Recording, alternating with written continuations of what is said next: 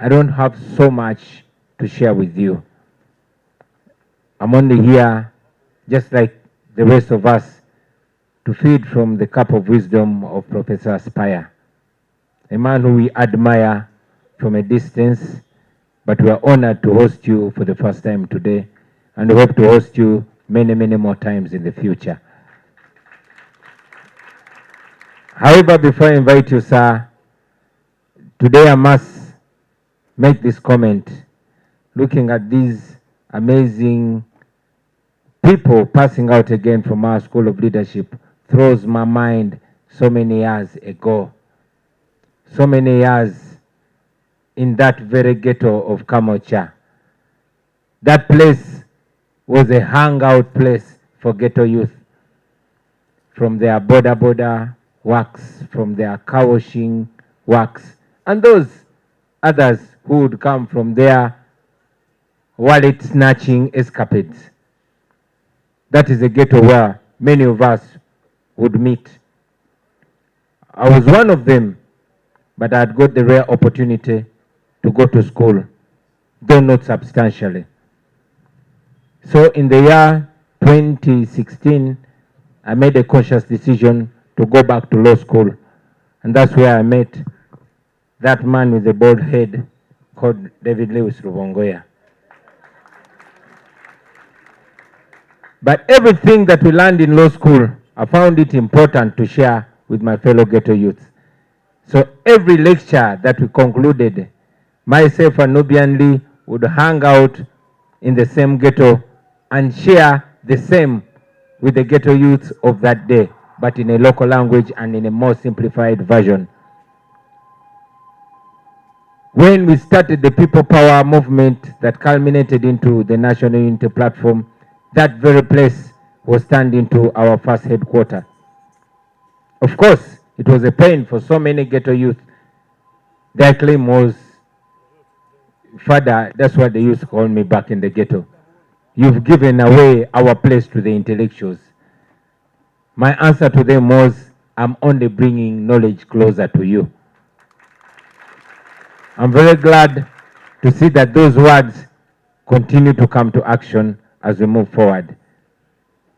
Among them were many of our comrades that I'm seeing today transforming just like myself have been transforming.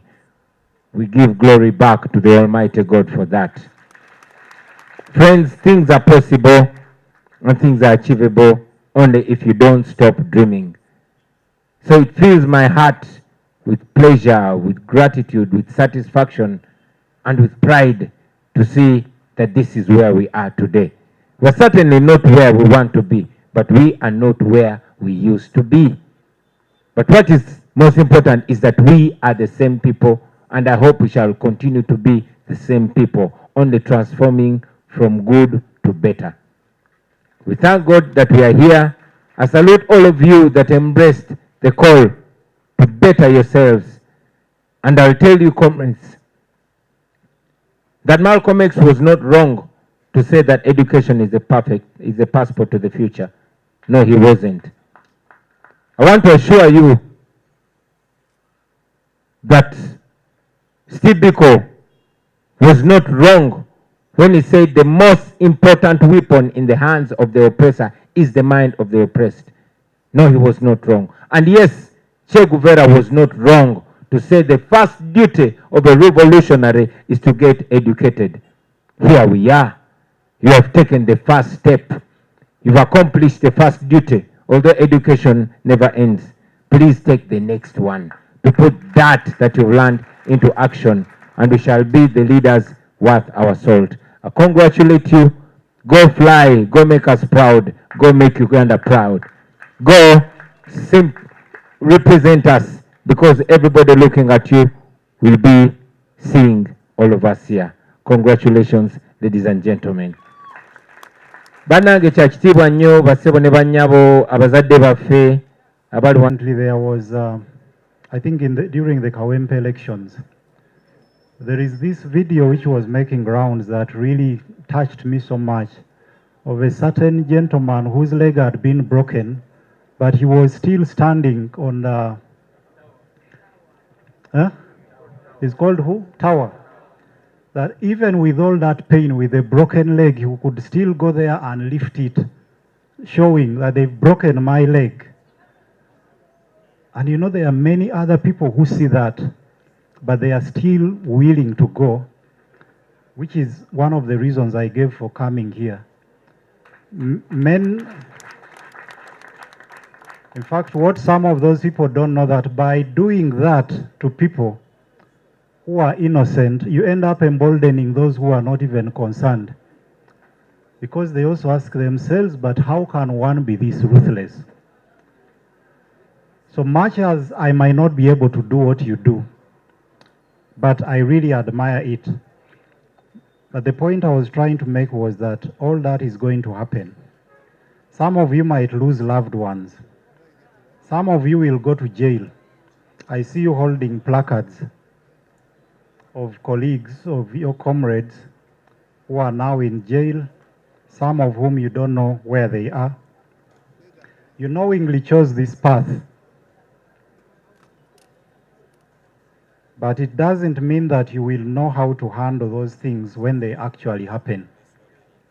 Wadde mwasalawo okugoberera olunyiriri olwo naye sisuubira nti mumanyi how it will feel ebintu ebyo bwe biribeerawo. I don't think you know how it would feel. I had already lost my parents, but when my brother died, it hurt like something I had never experienced. Be there for each other. It is normal to get traumatized and depressed. Seek for counseling support. Care about your mental health. Mental health is very important. Sometimes what your oppressor does is to make you lose your mind. And once you lose it, they'll use it as a weapon against you. Yet yakusudde ddalu. So be mindful about your mental health, although it's not totally in your hands to choose. It is okay to take breaks once in a while and recollect yourself. You're human and your body has limits. Talk to those who have been through similar experiences, especially trusted elders, and seek for their counsel. I have to underline that, especially trusted elders. I don't agree with the narrative that every elder is worth being approached for advice.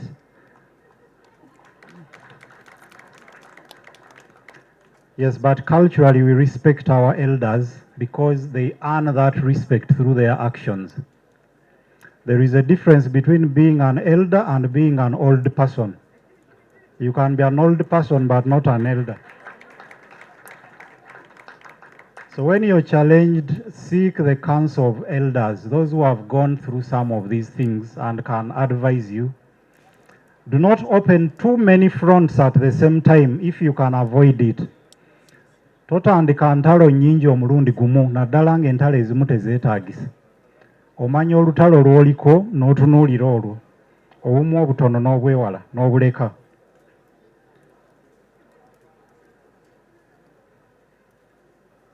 Know when to fight, know when to run. From which song is that line? Yes, The Gambler by Kenny Rogers. Know when to fight, know when to run.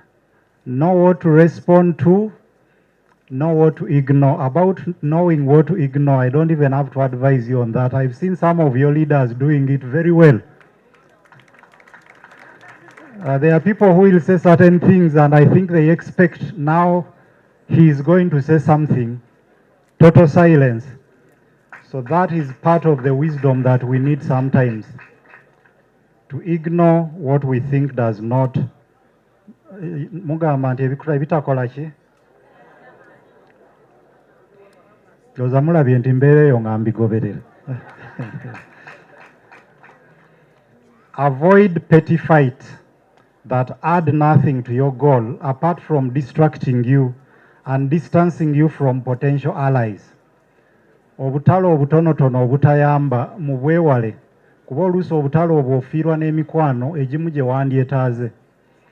waliwo olutalo lwoleka ng'okimanyi nti ono omuntu wadde atandise olutalo nja kumwetaaga kansooke muleke kati ndimuddira ng'ateredde. Si buli lutalo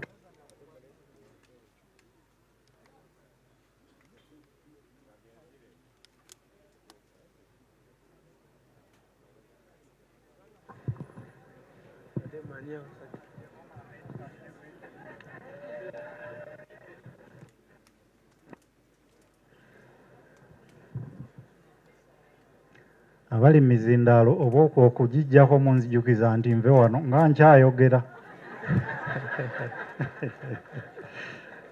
Anyway, I was saying avoid petty fights and add nothing to your goal apart from distancing you from potential allies. Seek for strategic alliances, not just for building your own power as an individual or as a party. Honorable Senyonyi talked about that, and I think Mr. Katana, if you're different camps working towards the same goal, why fight each other?